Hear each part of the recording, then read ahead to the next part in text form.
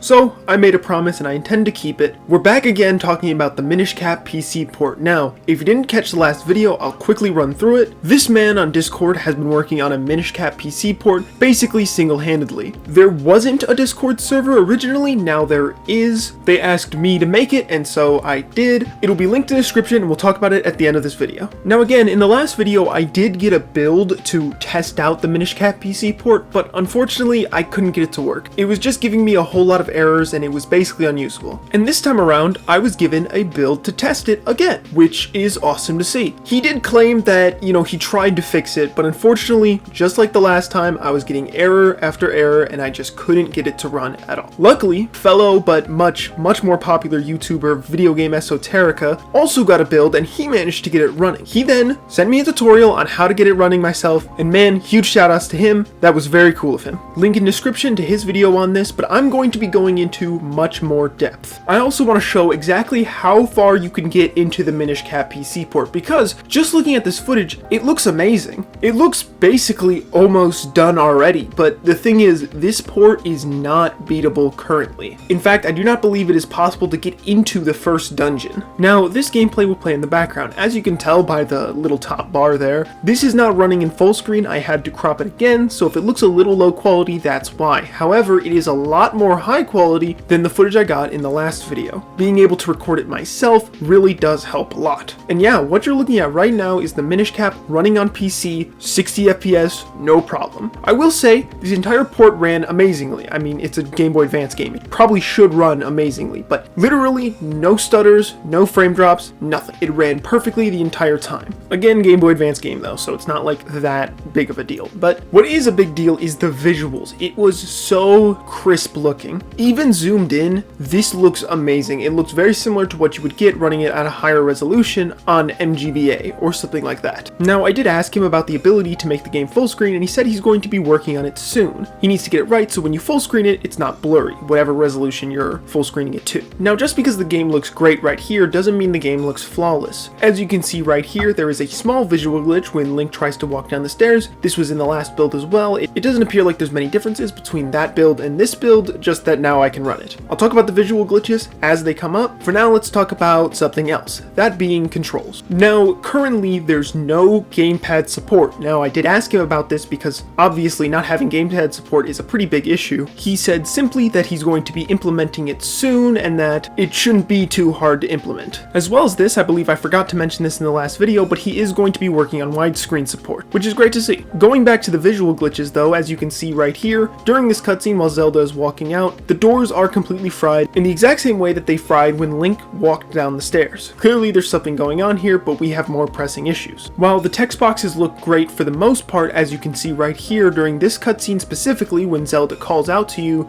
the text boxes break for a second there. I assume it's not supposed to look like this. However, that's a very minor issue and the rest of the text boxes look very good. I know you're screaming at me saying you can just emulate this game, however, PC ports have so many advantages. I made a whole video about it. How many of those advantages will be present here, I'm not sure. However, just having a PC port opens up so many possibilities. And of course, right now, it's not better than an emulator, but the first step is matching an emulator, and the second step is getting better than an emulator. Right now, we're still trying to match it. But back to those controls. Yes, there's no gamepad support, so I had to play fully with keyboard. There's no mouse support either. I don't know how you would even implement that, but with straight keyboard controls, the mappings were a bit weird. I'll show them right here on the screen. It was really weird and really hard to get used to, but thankfully I didn't have to play for long. Or not thankfully, I guess. You'll learn about that in a little bit. And no, that's not the keyboard I used. I just typed keyboard into Google and that was the first one that popped up, so don't worry about that. Now, since there's very little footage of this PC port out on the internet, I'm going to just let this play out for a little bit, sped up, just so we can get to the next visual glitch so I can talk about it. I'll see you in a little bit, okay?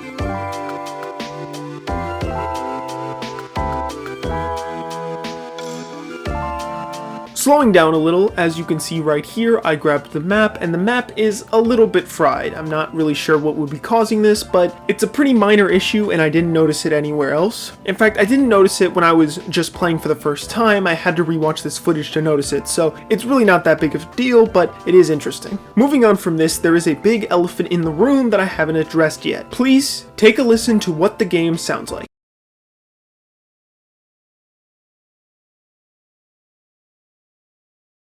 That's right, it doesn't sound like. There is literally no audio anywhere in the game that I was able to find. Now, this is not exactly a minimal problem, I just find it interesting because in the initial footage I got for the last video, there was audio, so I'm not sure what happened here that made all the audio go away. Maybe it's all the troubleshooting you have to do to get this game running that ends up just destroying the audio. I'm sure he'll find a fix eventually, but currently all the audio is gone. Now let's speed it up again so we can continue on.